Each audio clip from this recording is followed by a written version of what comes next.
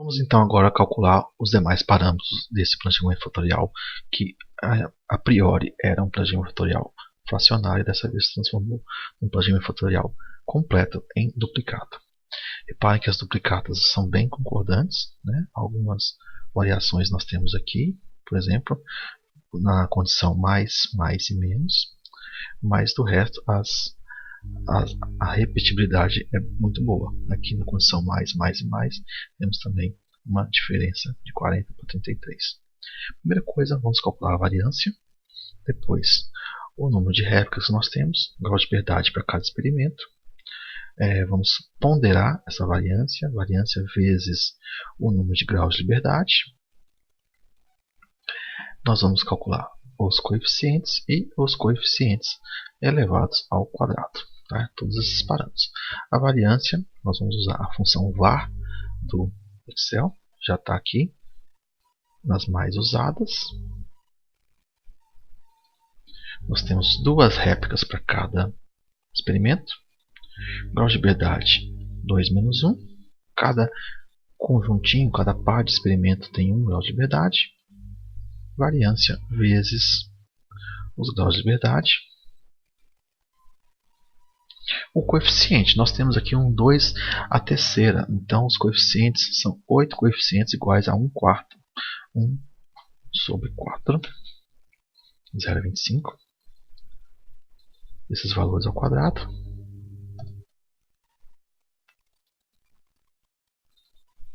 E nós precisamos fazer agora algumas somas. Né? Nós vamos somar o número de graus de liberdade.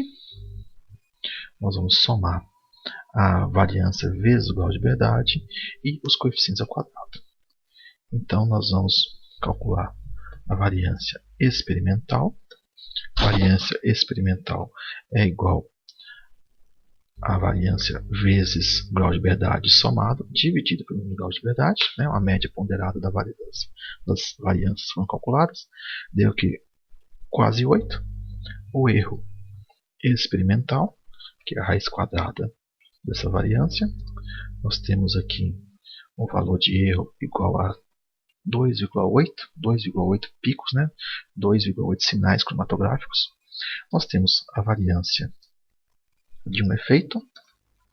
A variância de um efeito vai ser igual, então, à variância experimental dividido por 2, que é o número de réplicas que a gente tem para cada experimento.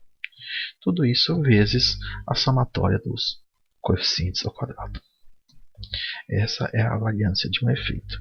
O erro de um efeito, nós temos a raiz quadrada disso. E esse erro foi calculado então com base em 8 graus de liberdade. Nós podemos então ponderar esse erro ao multiplicá-lo por um valor de t. Valor de t com 8 graus de liberdade e 95% de confiança. Nós vamos usar então uma função chamada de invt. Probabilidade, nós vamos usar sempre, nesse livro eu vou usar sempre 95% de confiança, então digito aqui 0,05. Graus de liberdade 8. Valor de t 2,306. O t crítico igual ao efeito vezes o valor de t. Então, esse é o valor de t crítico, 3 sinais cromatográficos. Então, todos aqueles efeitos que em módulos são maiores do que 3 sinais cromatográficos, eles devem ser levados em consideração. Com isso, então, finalizamos o capítulo 2 do livro.